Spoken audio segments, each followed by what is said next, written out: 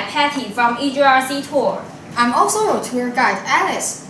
Today we are going to take you to travel around Northern Europe. There are more and more travelers discovering Northern Europe, an area for its happiness index and Northern Lights. And we already arrived in Tallinn International Airport. The journey will be incredible. Hope you enjoy! You guys are the luckiest people on earth because you get to join this entertaining and educational trip to Norway with me. I'm Kenzie, the most talented and hardworking tour guide in EGRC Tour. Today, you'll get to know me and Norway a lot better. And now, you're all on EGRC plane now, but you're not going to waste any minute during your stay in Northern Europe. So I'm going to give you a brief introduction of Norway. Norway's capital is Oslo and its official language is Norwegian. They use Norwegian krone to purchase things. In Norway, you might see its abbreviation NOK.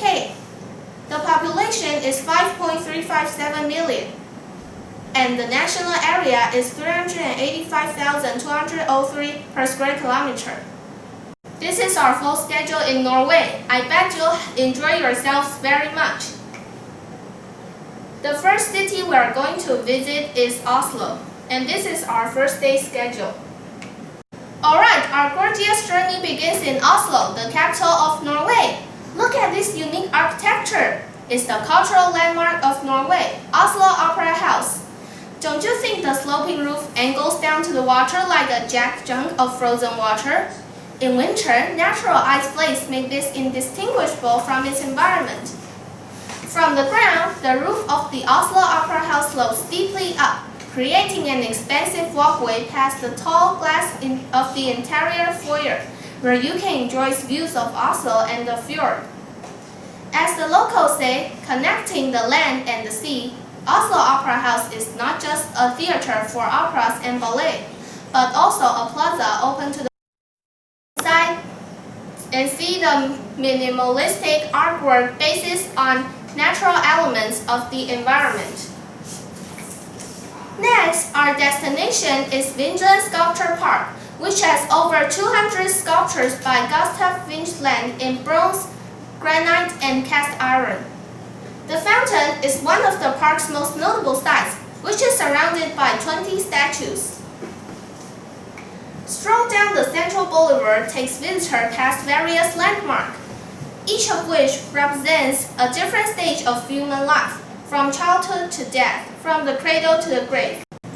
The most famous one is the Angry Boy. Haha, isn't that vivid?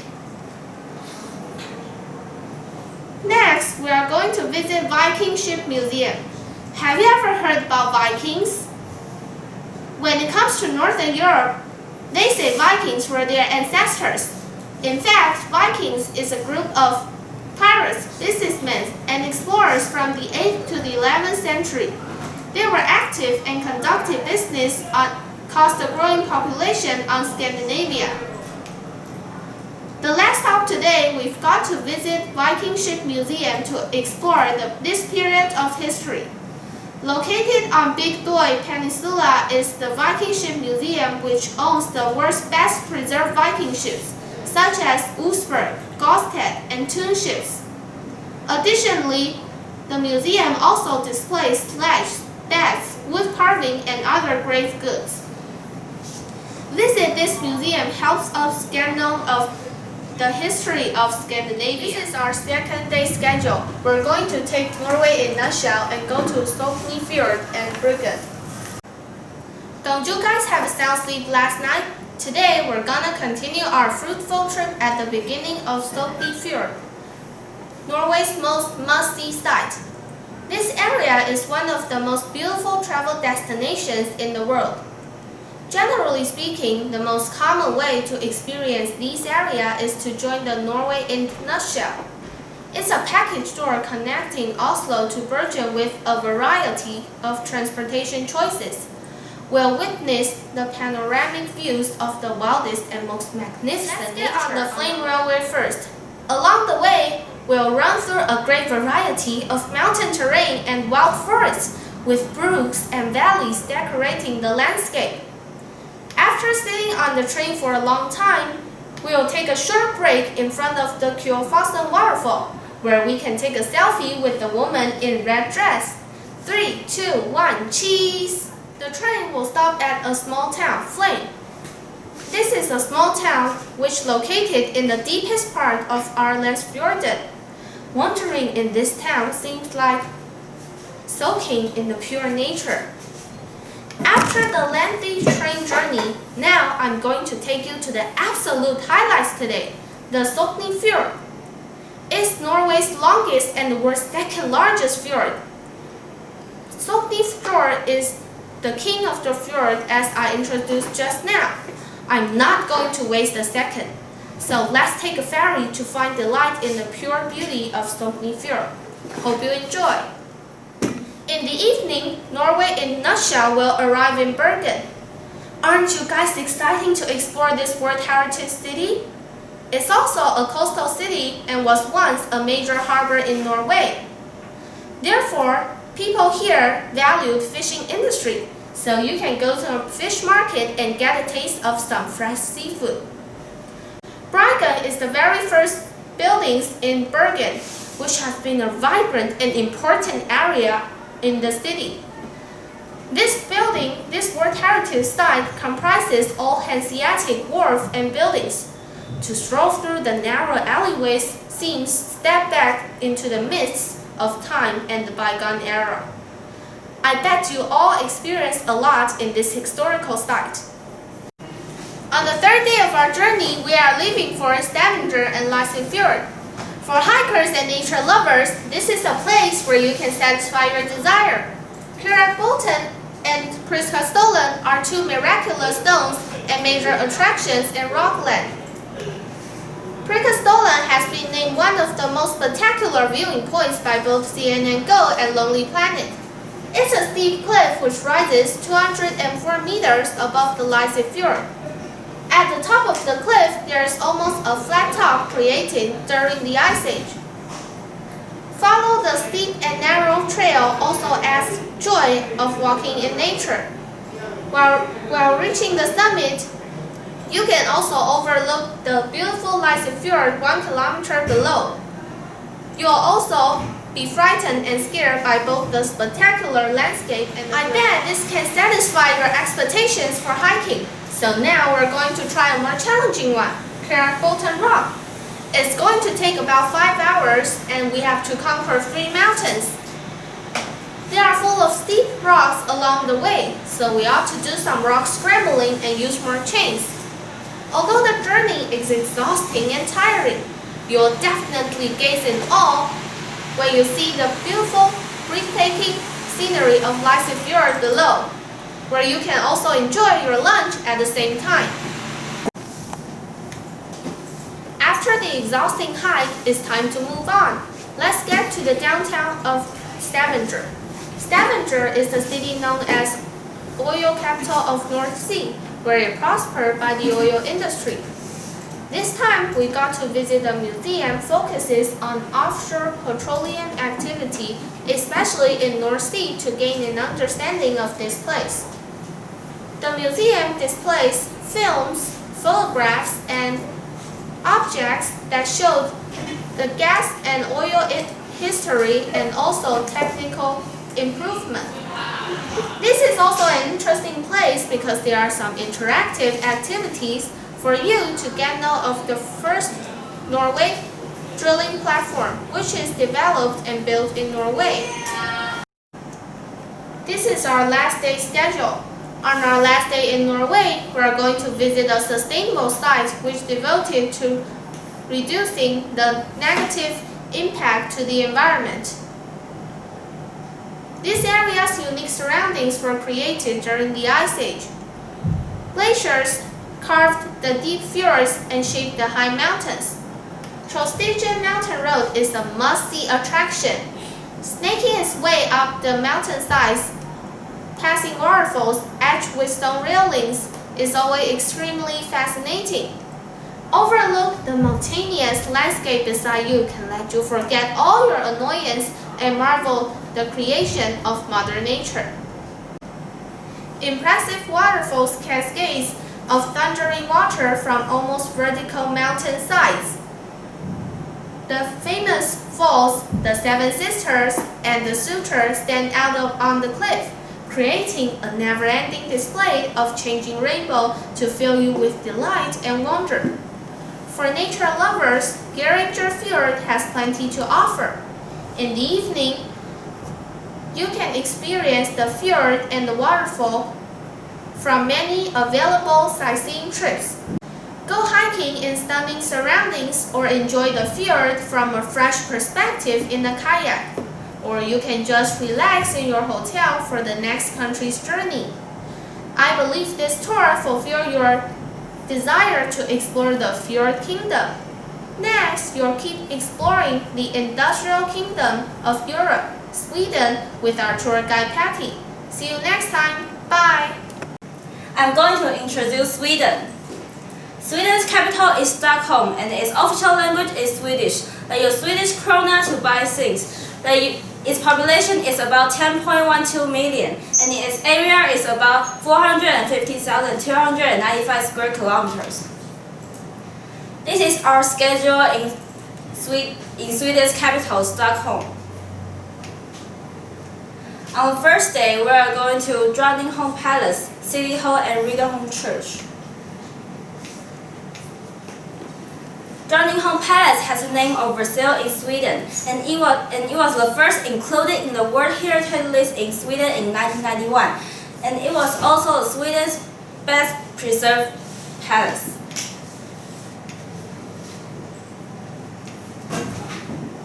Next, we are going to City Hall. It is one of the most famous buildings in Sweden. It is famous for its great ceremonial halls and unique pieces of art, and it is the venue of Nobel Prize held on the 10th of December each year.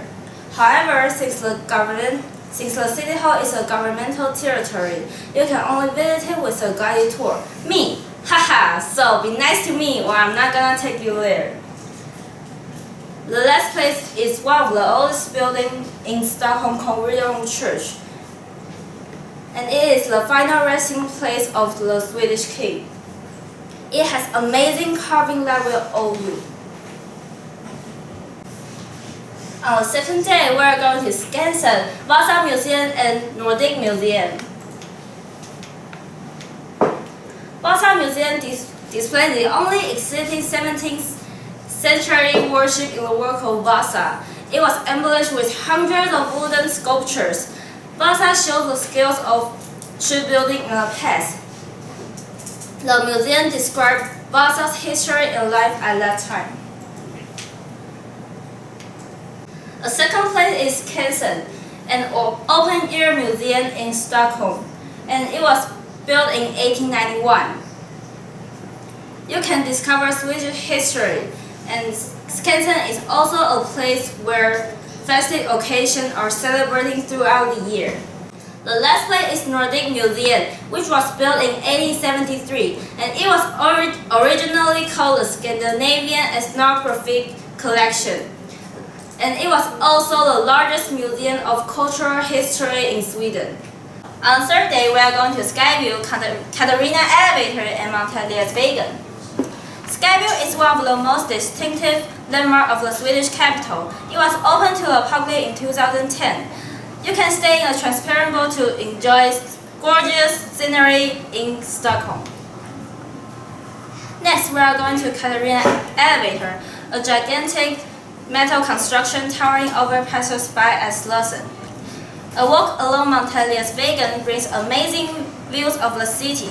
The pathway may seem modest at first, but the view it offers about the Stockholm skyline will definitely be a surprise for you. It is considered to be one of the best and most romantic views in Stockholm. The walking path offers highly impressive views of the opposite Stockholm downtown. The next day, we are going to Nobel Museum, Storkitten, and Stockholm Palace. Nobel Museum spread information about Nobel Prizes, Nobel laureates, and Alfred Nobel's life. It was opened in the spring of 2001 for Nobel's 100th anniversary. Storkitten was designated a United Nations Educational, Scientific and Cultural World Heritage Site in 2001. It is well known as the Cathedral of Stockholm. The most spectacular work of art is carved from the oak wood. Elaborate, painted and partly gilded. And Stockholm Palace was built in the 17th century and was the official residence of the Swedish king in 1697. It is also a setting for most of the monarchy's official receptions. The palace was built in Baroque style, which has more than 600 rooms divided between 11 floors with a state apartment facing the city and the smaller living room facing the inner courtyard. The last day, we are going to King's Garden, Drottninggatan and NK Stockholm. NK Stockholm, literally the Nordic Company, and it is the name of the two department stores located in Stockholm and Gothenburg. The store in Stockholm receives 12 million visitors annually. King's Garden is a location where many people gather there because it is in the city center and it has an outdoor cafe. This is a place for you to take a leisurely stroll or sit beside the fountains on a summer day and enjoy a coffee at this outdoor cafe with beautiful scenery. Drottninggatan is a famous street in Stockholm, and it is the best way to shop there because many wonderful shops there. Drottninggatan stretches from Riksbron to Observatory London. You can find Beyond Retro, one of the most popular vintage stores in Sweden, at the end of Drottninggatan. I'm going to introduce Finland. First, its capital is Helsinki, and its official language is Finnish. They use euros to buy things. Their population is 5.538 million and their area is 338,440 square kilometers. This is our schedule in Finland. On the first day, we'll go to Rovaniemi, where the official hometown of Santa Claus is, and it's also in the Arctic Circle in Finnish Lapland. The first tourist attraction I'm going to show you is Science Center Turkey. There are so many fantastic exhibitions there. The point of them are the sustainability of the northern forest. This building is also an example of Finnish architecture and timber structure. Next, we leave for Santa Claus office, which is a place to meet Santa Claus himself. You'll be able to have a chit-chat with Santa in person. What's more, you can also have your photos taken with him. Isn't this amazing? I have been such a good kid for so long, and I'm sure he'll be glad to meet me and give me lots of food. However, I'm not sure about you. Finally, we'll go to our Chicken Science Museum, which is a science museum under the Northern Lights. You can experience the nature, culture, and history in a short distance. You can also watch the Northern Lights at night. On the second day, we'll leave for Helsinki, the capital of Finland. The first tourist attraction on the second day I'm going to show you is Market Square, Helsinki. This is the most famous square in Helsinki. It's near the pier of the presidential palace, so you can take a ship to Suomenlinna directly. Next, we'll leave for Helsinki Cathedral. There are many grand parades in front of the Senate Square. You can also visit the most historical and the largest national library next to Helsinki Cathedral. Finally, we'll go to Suomenlinna, which is the United Nations Educational, Scientific, and Cultural Organization World Site. It's also a good place for picnicking and hiking. On the third day, we'll go to Espoo, the second largest city and municipality in Finland. First, we'll go to Nuuksio National Park. Most of the areas there are for camping. It sounds really exciting. Just imagine this. You can pick up the wild blueberries all over the park. How awesome! Next, we'll go to Emma Iceborne Museum of Modern Art. This is a museum with the largest gallery in Finland.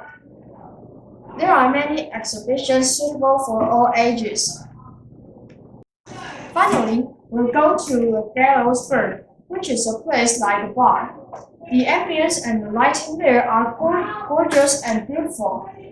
It's also a good place to meet new friends. Wow, time flies. It's April already. Now we are gonna leave Iceborne for Turku, the oldest city in Finland. First, we'll go to Flow Park, Turku. There are many sports facilities in the park. What else? You can also buy some cheap but yummy food at the mall near the park. Next, we'll go to Turku Castle. This is one of the largest medieval architectures now in Finland. It collects many valuable relics, and most of them are medieval crafts. At the end of day 4, we'll go to Tinta, which is a fashionable and comfortable restaurant. If you sit at the table next to a window, you can overlook the wonderful view of the river, like this. How awesome! At the end of the trip to Finland, we'll go to Tampere, which is the most populous inland city in the Nordic countries. In the morning, we'll go to Starkamani, which is the most popular amusement park in Finland. There is the northernmost dolphinarium in the world. Next, we'll go to Pinnik Observation Tower. This is a tower built by the local red granite. Last but not least, the last tourist attraction is Nesinula. The place combined planetarium with aquarium, and it's also the tallest observation deck in the Nordic countries. Great job, everyone. I can't believe you have already been to so many amazing places. The last country we're going to travel is Denmark. Its capital is Copenhagen and its official language is Danish. Denmark isn't a big country, so its area and population are small and low. In some shops and stores, euros are banned using, which made Denmark a European country that doesn't use euro as their major currency. They use Danish krone. This is our full schedule in Denmark. I'll take you to the 2 biggest cities in Denmark, Aarhus and Copenhagen. I'm not going to take you to visit those tourist spots in most of the evenings because you might feel a little exhausted after 14 days of traveling. Trust me, I'm an experienced tour guide. Taking a long rest in the hotel is necessary. This is our schedule for the first day. First, we'll go to the second biggest city in Denmark, Aarhus. The first tourist attraction is the Aarhus Cathedral. It's 96 meters tall, the tallest church in Denmark. It was established for over 700 years, and it collected an abundance of fresco paintings, which many tourists came for them. These 2 pictures are the Aarhus Cathedral from different angles. Next, we're going to visit the symbol and the heart of Aarhus, the Aarhus City Hall. It's the 3rd city hall that Aarhus built. There's a 60 meters tall tower with a huge clock on it, and there's also a beautiful park beside it. These are all magnificent spots for people to visit. This is our schedule for the second day. On the second day, we're going to visit the most famous tourist spot in Aarhus. The word Aros comes from the old Danish word of the city Aarhus. If you walk toward it, you would definitely notice the colorful panorama on the roof first. The panorama can help you have a clear overlook of the whole city. This unique structure is the 2nd most visited museum in Denmark. Its most famous artwork is Foy, an enormous sculpture that is meticulously sculpted. After a wonderful period of time at the museum, we will have a quick lunch and begin our trip soon. The next place, Marselisborg Palace, is the most special one in the trip. This elegant white structure is the accommodation of the Danish royal family in summer and at Christmas.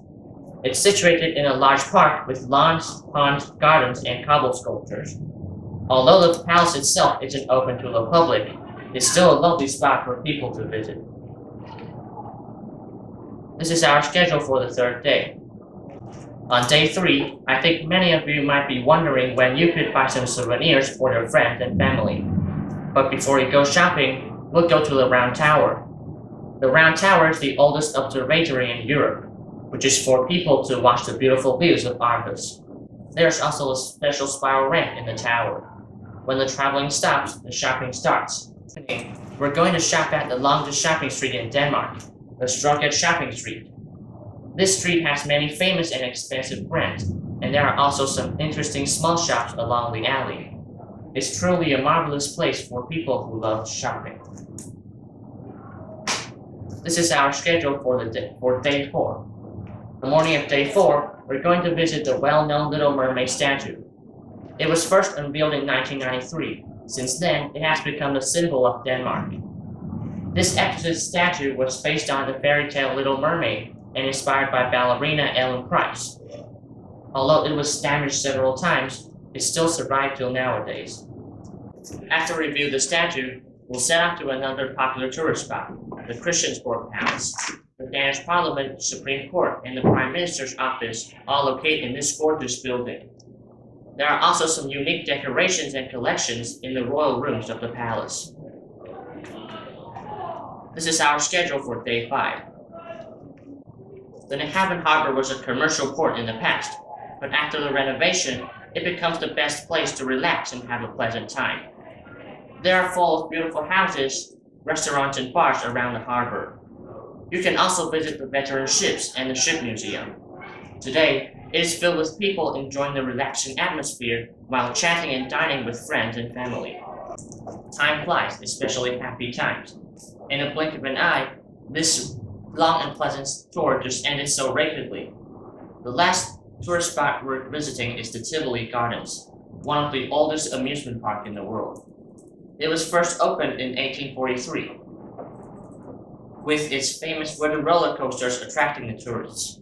Although it was constructed for over 150 years, it's still a second popular theme park in the world. I hope you enjoy your stay in Northern Europe.